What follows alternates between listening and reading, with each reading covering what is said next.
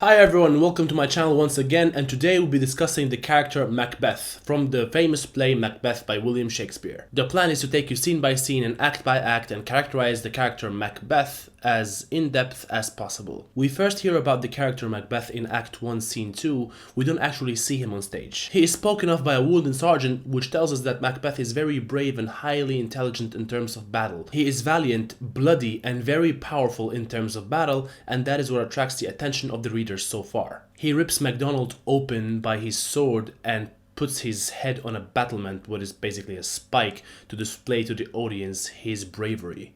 And of course he fights two battles, the Irish and the Norwegians. He succeeds in taking them both down in a row, without stopping. Our first scene that highlights Macbeth's appearance on stage is when he meets with the witches, and that is in Act 1 Scene 3. Done with the battle, him and Banquo are walking to the castle at Forres. Like obviously from the very beginning we understand that his thoughts about battle are not really positive, as there was a lot of bloodshed, but at the same time it's good because they have defeated two armies in a row. Now on his way to the castle of Duncan he meets three witches, and of course Banquo is along his side. The witches tell him three things. They call him Thane of Glams, the Thane of Cawdor, and the future king of Scotland, which of course raises his attention and curiosity about what the hell are they talking about. This is the point where we get an insight about Macbeth's mindset towards ambition. He goes into a trance state and starts thinking about the possibilities of being the actual king of Scotland. Maybe from this we can say that the witches sparked his evil ambition in him. Of course he wants to find out more information, calls them imperfect speakers, commands them to speak more, but they vanish in thin air.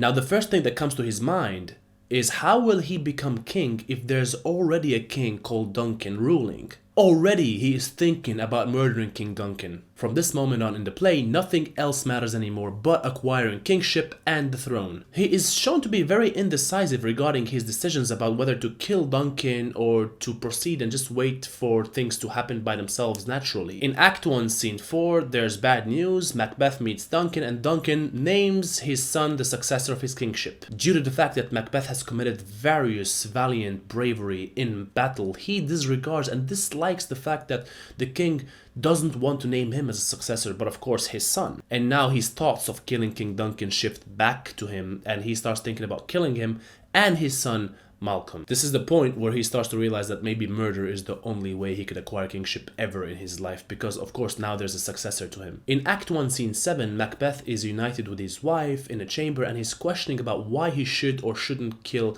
King Duncan. He is overly ambitious, and Lady Macbeth seizes the moment to question his manhood, manliness, and strength as a person. She also questions his sexuality and his ability to perform in bed. Therefore, this acts as bait to him, and he falls in the trap by promising to kill the king. Obviously, this scene is very important because we witness Macbeth for the first time being manipulated by a female. Of course, other than the witches. He's not a mere psychopath because he's thinking, what if things go wrong? What if he gets caught? He has morals and honor, of course, because he wonders if he gets caught, that would be treason. And at that time, the act of killing a king was considered as regicide, and that was the biggest sin someone could commit. Therefore, he's not only being afraid of being caught, but his reputation is on the line as well. In Act 2 Scene 1, Macbeth is trying to be very secretive about his plans to kill the king. He tries to stay away from Banquo and lies to him that he no longer thinks about the prophecies of the witches. The first symbolic sign related to Macbeth is displayed in this scene.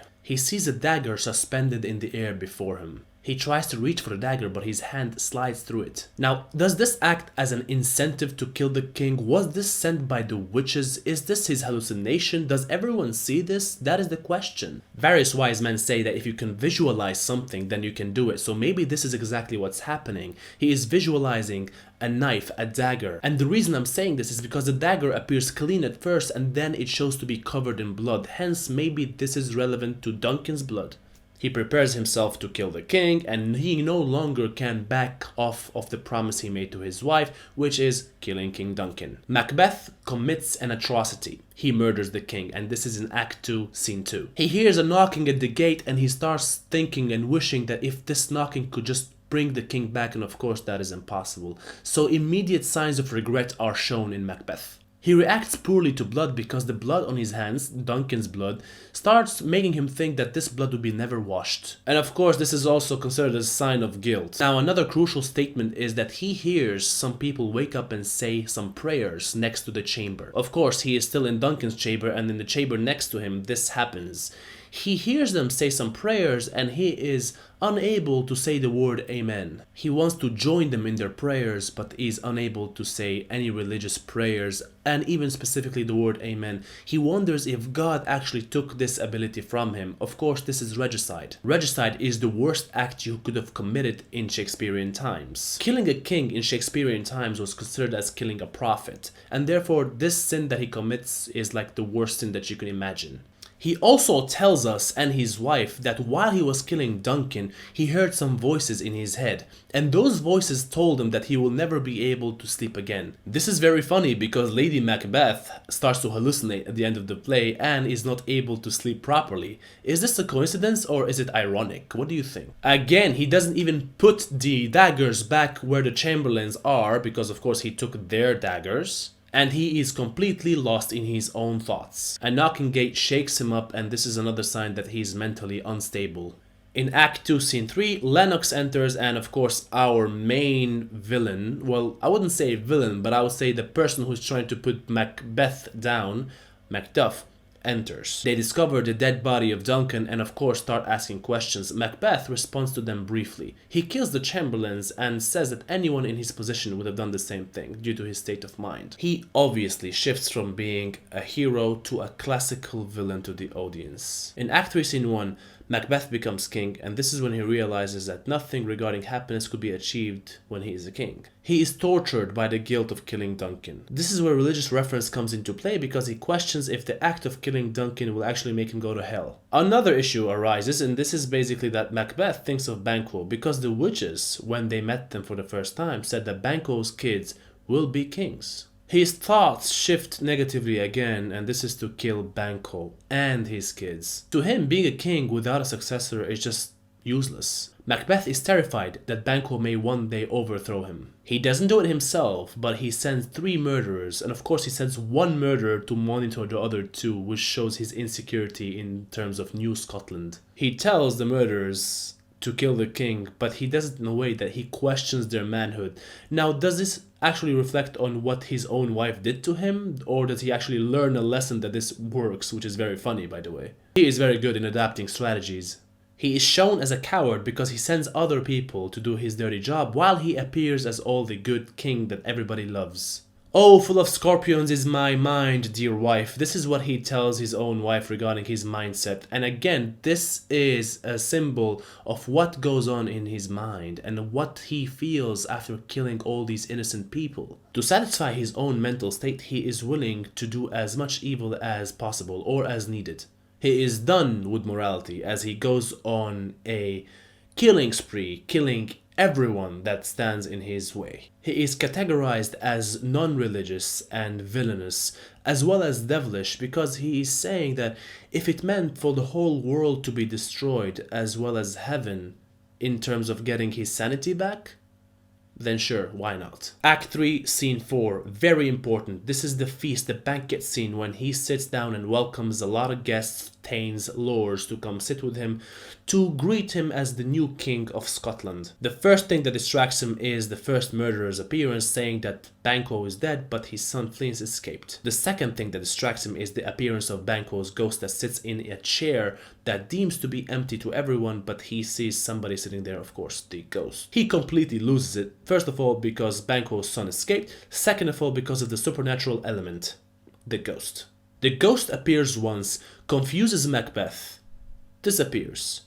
He becomes happier, he raises a toast, it appears again, now he completely loses it. He starts asking the people around him who is committing this joke, who is doing this, and of course this is no one, this is his own mental state. His wife tells him to snap out of it, he doesn't, and all the guests are ordered to leave. Now, since all the guests are ordered to leave at once, this shows significance in terms of New Scotland. How disorganized the New Scotland is, the one that is ruled under Macbeth, compared to Duncan's old Scotland. The ghost sitting there, being battered and all covered in blood, signifies Macbeth's guilt. He talks to it, he tries to make it speak, but of course he has no power over the supernatural. He's more afraid of the fact that he can't control it, rather than it being a ghost. So he's a control freak in a way. He knows that the ghostly appearance or the ghost itself is not human born, and he may not control it, or hit it, kill it, the way he does to normal people. His chance to refine connections with people in his society, like the lords and thanes at the banquet, is ruined, because now everyone starts to question what is wrong with Macbeth and whether he is completely insane. Macbeth sets spies everywhere, and this is another sign of his insecurity. The Lord refers to Macbeth as a tyrant, and he is the one who puts fear in everyone. So the new Scotland is somehow ruled by paranoia, fear, crime, and spies.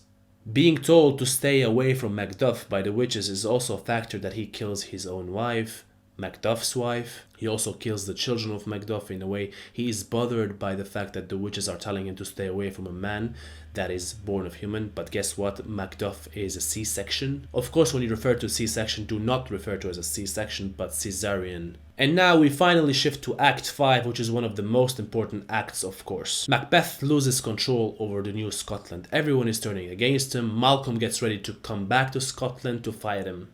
Some Thanes believe that Macbeth has completely gone insane. Some people think that he's become evil. The fact that Macbeth himself is psychologically collapsing because of all the hallucinations and guilt, as well as the fact that Scotland is collapsing, is very significant. In Act 5, Scene 3, his own people start to leave him, his commanders, warriors, everyone. The only thing left for him to believe is the witches' prophecies. He gets reports of desertion every day and obviously orders the hanging of these people that desert him. He orders his